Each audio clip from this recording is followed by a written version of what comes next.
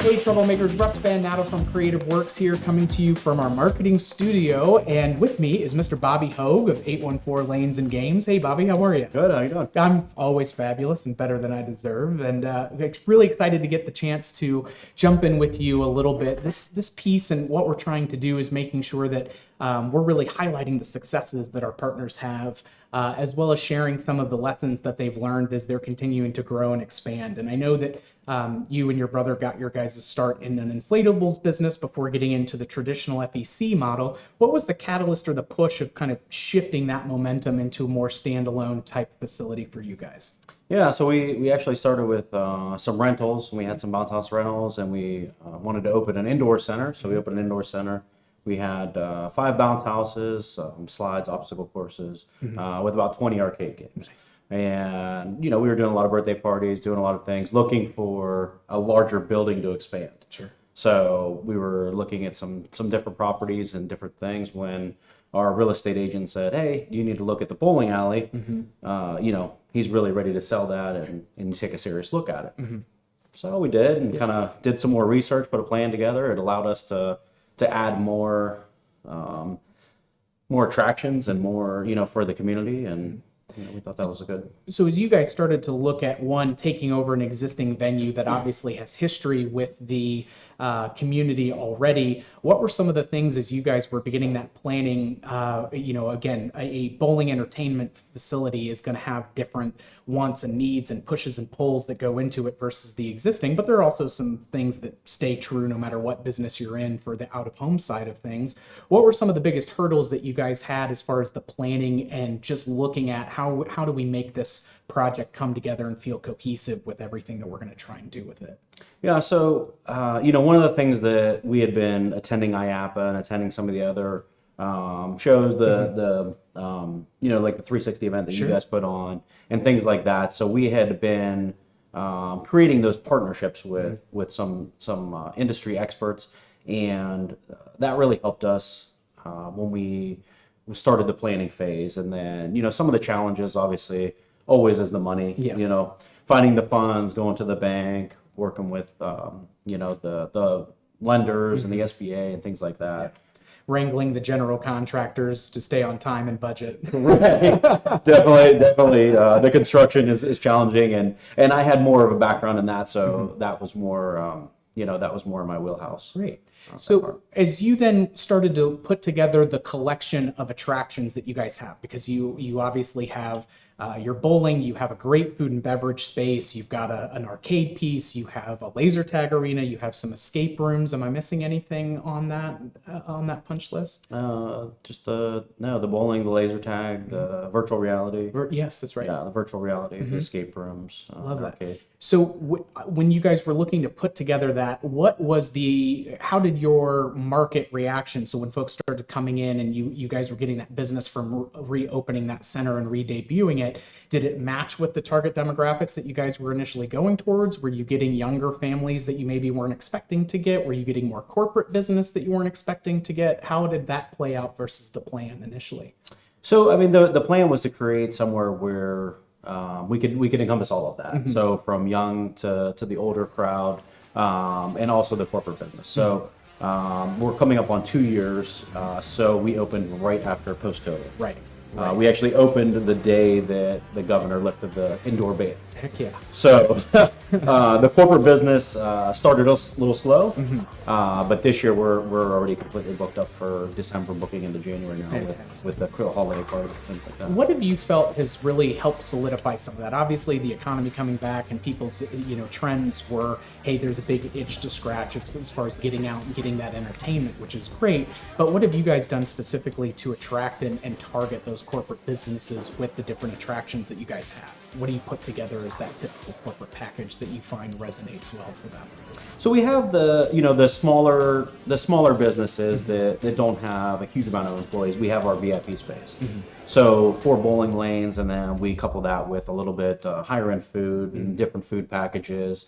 And then we throw in some laser tag or arcade cards. It's good to get an arcade card in everybody's hand. And then some of them will actually do escape rooms. They we've had a lot of schools and some of the bigger the banks, and there's a big chain of like the Sheets stores. They do escape rooms. So really hitting that chamber of commerce or local economic development office for what are those lists of businesses, and are you guys actively calling and outreaching to them? Are you trying to do some special promotion things with some of the obviously with schools you can get involved with some of the sports programs and things too? What does that prospecting on the sales side look like? Because it seems to be something that folks can miss the mark on initially while they're in that honeymoon phase of just being new and novel. Yeah, and I think we've had a little bit of sales, but it's definitely an area of improvement for us. So we can get out there and do even more. Gotcha. But we do have, with our previous business, we had a lot of contacts with the schools. Great.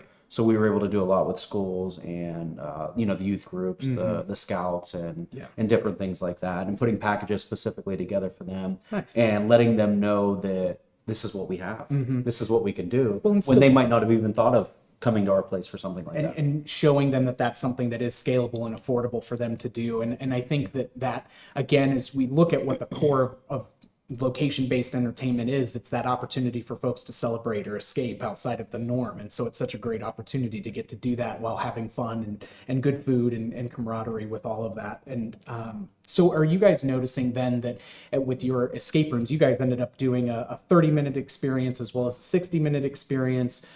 We really tried to make sure that we were looking at kind of piecing and parceling out what might give you guys the best compounding effect and moving the levers and knobs, as it were.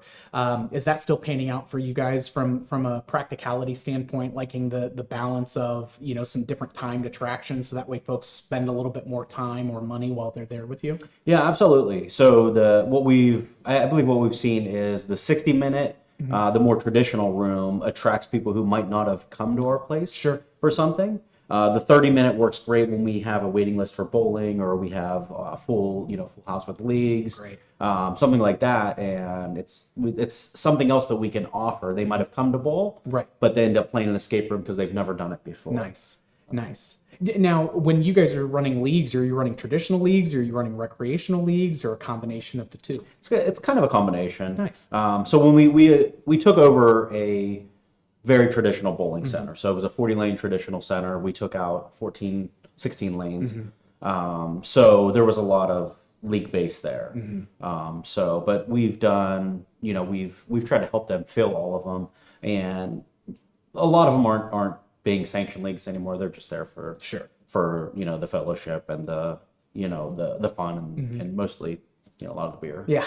Well, that's good. They like that. And that's where I always tell folks is anytime that you could figure out a way to start parceling in and pairing up the food and beverage side to the attractions and packaging and bundling or whichever it may be, man, does that just start to really ratchet up the income and the per capita spend pretty quickly, it seems. Oh, absolutely. Nice. Yeah.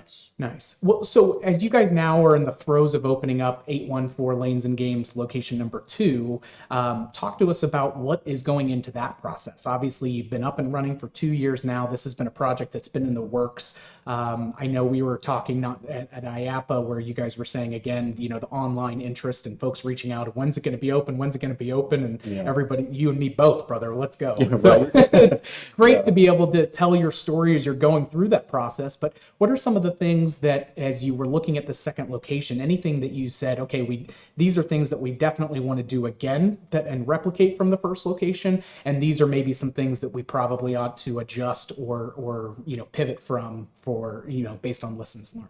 Yeah, and it's going to be a little bit different project from us. So this is basically a shell of a building. So it's an empty building, an old grocery store. So we don't have that league base with bowling. Don't have that, but we knew that we knew that bowling was definitely something we wanted. So we fit in the number of lanes that we could fit in. We knew we wanted to have the laser tag again. And we wanted to elevate that experience a little bit more. Yeah. So, as we talked several times and you guys had something that I felt was going to be able to take us to the next level on that. For sure.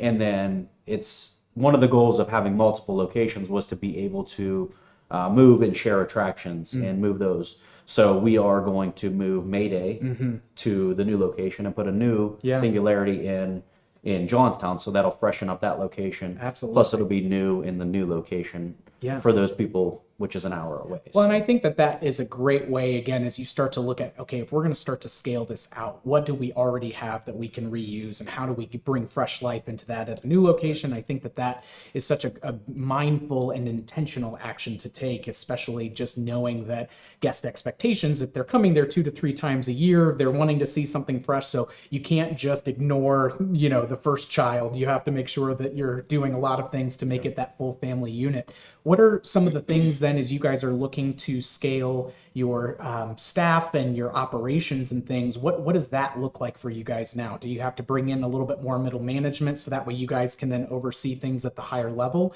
And what do you anticipate that role to be like for you moving forward? Yeah, so that's basically right where we are right now. Okay. So we hired somebody to come in and do some bookkeeping with us. That way it kind of takes some of that off of my plate. Sure. I think the next move will probably be hiring somebody to help out with some of the HR, like you said. We posted a position for some of that middle management to have some more openers, closers. Great. So then we can step out and kind of. Do you have some existing staff members that are some rock star contributors that you're also able to potentially relocate, knowing that they're a little bit further away? And obviously there may be a little bit of shared, divided time as you're getting things off the ground to begin with anyway. Yeah, absolutely. Our team is awesome, and some of our leadership team is going to play in dual roles. Great. And definitely with the training and the ongoing process down there too. It's a little bit, the distance is a little bit far for a lot of our our team members to travel to both, or so we have the mountain in between. Yeah, and that's kind of the natural barrier. Yeah. So well, I love to hear that you say that you have an awesome leadership team. What are some of the things, that doesn't just happen by accident, or if it does happen by accident, it doesn't sustain, long term? What are you guys feeling like that you're being very intentional or specific about that helps foster some of that culture? I think just having that, that family oriented, small business, making sure we're taking care of people, listening to them, and really taking care of them. Some of the things that we just ran a contest and gave away some concert tickets. Nice. He's coming to town on Saturday. So, Okay.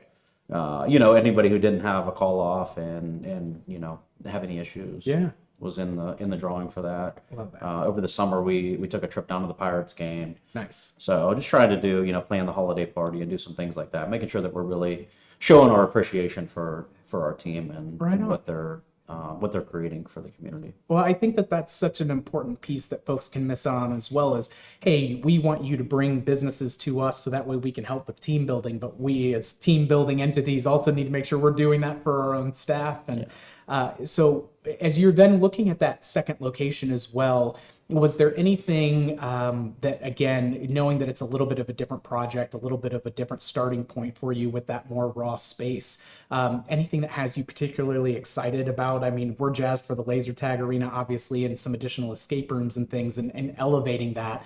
What are you guys looking at in other areas, whether it's food and beverage and things, to really start driving that? Again, the customer's threshold of what their expectations are these days are getting higher and higher, which is it keeps us fresh. It makes sure that we're not resting on our laurels. But what are some of the things that you guys are thinking about on other aspects of the business to really elevate what's going to be there for them? Yeah, great question. So it was cool we were very limited in our design and what we could do in Johnstown. So here we had a blank slate. It was kind of the bowling lanes can go here or here, and then we build around that. Right. Super excited. We made the kitchen bigger so that we could handle more food. Nice. And more elevated food to do those higher end, those catering events and those. We wanted to make sure that we made our VIP bowling space larger. So we did that. So we added 2 lanes and then added more room in the back so that we could have Very nice. more of those corporate events. Also really excited about adding axe throwing and sports simulators. Yeah. So the golf simulators and the axe throwing. Yeah. We More feel of that a gives us barcade, Candyland. right, but it's also the opportunity for having leagues, Yeah. having axe throwing leagues or having golf leagues. Yeah. And where we live, it snows and gets cold for a while. So having that indoor activity. For sure.